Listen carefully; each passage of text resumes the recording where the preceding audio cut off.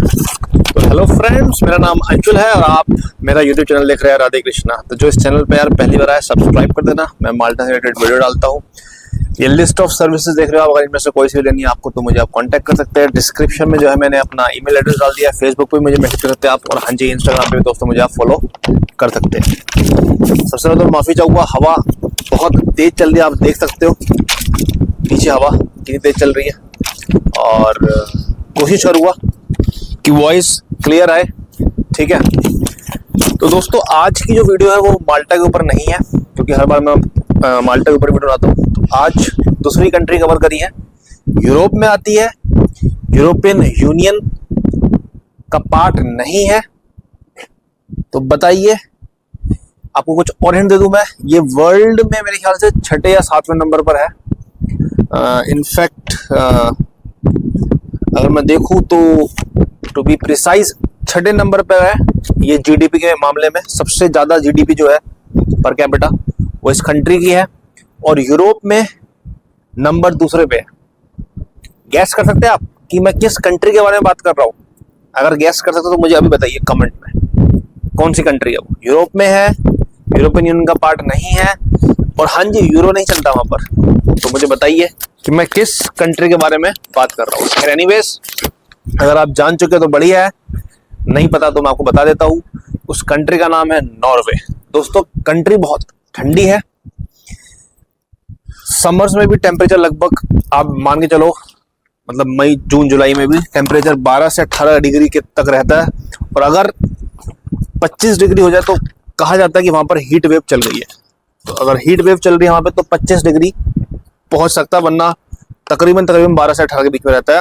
और सर्दी की बात करें, सर्दियों में जो टेम्परेचर वो almost even I mean for sure minus में जाता ही जाता है, और किसी किसी पार्ट में जो है नॉर्वे के वो -20 भी क्रॉस कर जाता है दोस्तों। तो आप समझ सकते हैं, बर्फबारी होती है, स्नो होती है वहां पर, और ठंडी कंट्री है काफी दोस्तों। पॉपुलेशन उसकी जो है लगभग मेरे ख्याल से 60 लाख के करीब है, ज्यादा नहीं है। अगर मैं प्रिसाइज बताऊं, जो वर्ल्ड बैरोमीटर है उसके हिसाब से जो है 55,89,323 ये 9 अक्टूबर की पॉपुलेशन है नॉर्वे की। तो ये आर्टिकल मैं लिंक आपको शेयर कर दूं, आप आर्टिकल भी पढ़ सकते हो दोस्तों, है ना। लगभग मोटा बोलूं तो मैं लगभग 56 लाख लोग रहते हैं यहाँ पे नॉर्वे में। उसके बाद यहाँ पर प्रॉब्लम एक्चुअली में यहाँ पर ये आ रही है कि जो पॉपुलेशन है उनकी वो रिटायरमेंट ले रही, मोस्टली पॉपुलेशन जो है वो एजिंग पॉपुलेशन है। और जो यूनिवर्सिटीज है यहाँ की, वो यूनिवर्सिटीज इतने ग्रेजुएट्स प्रोड्यूस नहीं कर पा रही है जितनी की डिमांड है लेबर मार्केट को। तो इस वजह से उनको वो आउटसाइड जो अब्रॉड वर्कर्स है, स्किल्ड वर्कर्स, उनको हायर कर रही है। मैं आपको बताऊंगा कि कौन कौन से जो वर्कर्स है, किन किन की डिमांड है यहाँ पर, और क्या रिक्वायरमेंट है, कहाँ से आप जॉब ढूंढ सकते हो। इन डिटेल में नहीं बताऊंगा, थोड़ा सा एक ओवरव्यू दूंगा। और अगर आप चाहते हो कि मैं इसके ऊपर वीडियो बनाऊं डिटेल में कि कैसे जॉब मिले आपको नॉर्वे में, तो आप मुझे कमेंट बॉक्स में बताइएगा दोस्तों। तो चलिए दोस्तों, मैं आपको बताता हूँ कि किन किन बंदों की रिक्वायरमेंट है यहाँ पर नॉर्वे में। एक ये डैड स्कॉलरशिप, आप डैड की जो वेबसाइट देखोगे उन्होंने बताया कि हाई डिमांड है यहाँ पर कुछ वर्कर्स की। तो आपको रिक्वायर्ड क्या चाहिए? एक जॉब ऑफर चाहिए नॉर्वेजियन जो एम्प्लॉयर है। उसके बाद जॉब ऑफर के बाद जो है आपको अपना सबमिट करना है बेसिकली सारे डॉक्यूमेंट्स, क्वालिफिकेशन वगैरह हो गई, कोई स्किल्स की असेसमेंट है, कोई एक्सपीरियंस आपको, तो वो भी आप सबमिट कर देंगे। वो आप सबमिट कैसे करोगे? वो सबमिट करोगे आप यूडीआई को, जो कि नॉर्वेजियन डायरेक्टोरेट ऑफ इमिग्रेशन है। जैसे यहाँ पर आईडी माल्टा होती है, जो कि माल्टा में जो कि वर्क परमिट इशू करती है, तो वहाँ पर यूडीआई है।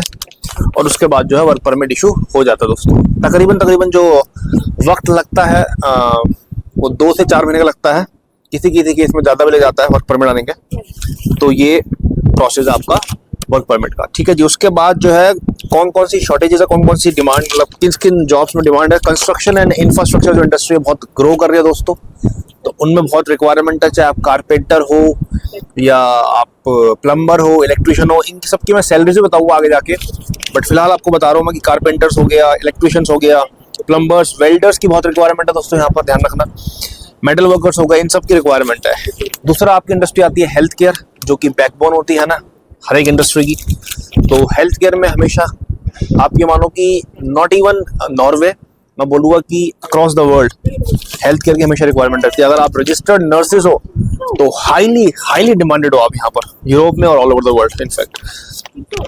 देखिए रीजन ये है कि एजिंग पॉपुलेशन है इनकी, नॉर्वे की, तो इनको बंदे चाहिए, इनको रजिस्टर्ड नर्सेज चाहिए, इनको पर्सन चाहिए जो उनकी टेक केयर कर पाएंगे सिटीजन्स की।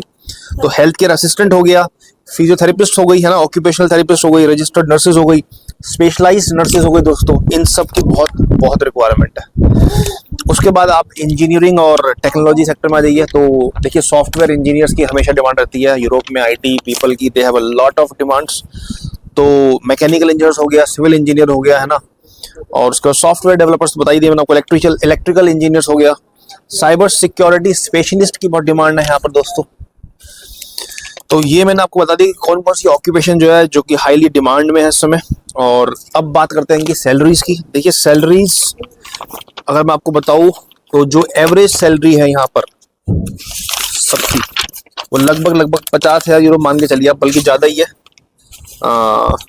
इस कंट्री में, नॉर्वे में 50-55 तो मेरे ख्याल से मैं किसी दूसरी कंट्री की बता रहा था, बट नॉर्वे की जो कंट्री की जो एवरेज सैलरी है वो जीडीपी जो है यूरो में बताऊं मैं तो 85,270 यूरो है, 85,270 यूरो। अगर मैं इसको कन्वर्ट करूं आईएनआर में आज के रेट में तो लगभग 78 लाख रुपए बैठते हैं। और अगर मैं पर मंथ निकालूं तो लगभग 6.5 लाख रुपए मोटा मोटा पर मंथ की सैलरी है यहाँ पर एवरेज। ठीक है जी। तो अब मैं इनकी सैलरी बता दूं जो मैंने आपको ऑक्यूपेशन बताई थी। देखिए जी सैलरी जो है इलेक्ट्रीशियन की जो है वो लगभग 52,000 से 66,000 यूरो, मतलब 52,000 यूरो पर एनम से 66,000 यूरो पर एनम तक रहती है। प्लम्बर की जो सैलरी है वो 47,000 से 61,000 यूरो तक रहती है दोस्तों। ठीक है जी।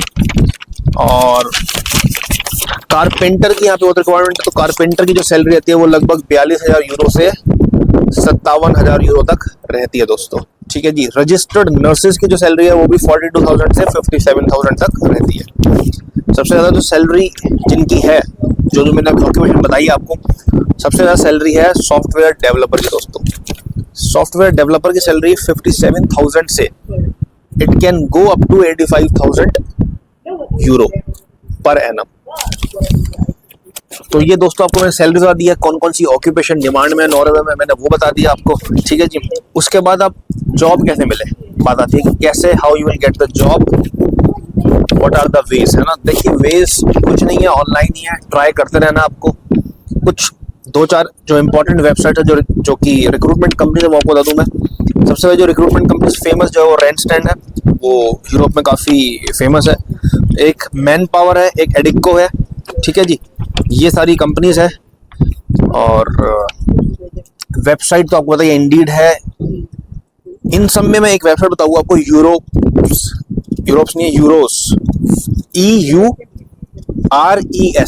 इस वेबसाइट के थ्रू ही मुझे जॉब मिली थी माल्टा में, आपको सच बताऊं मैं।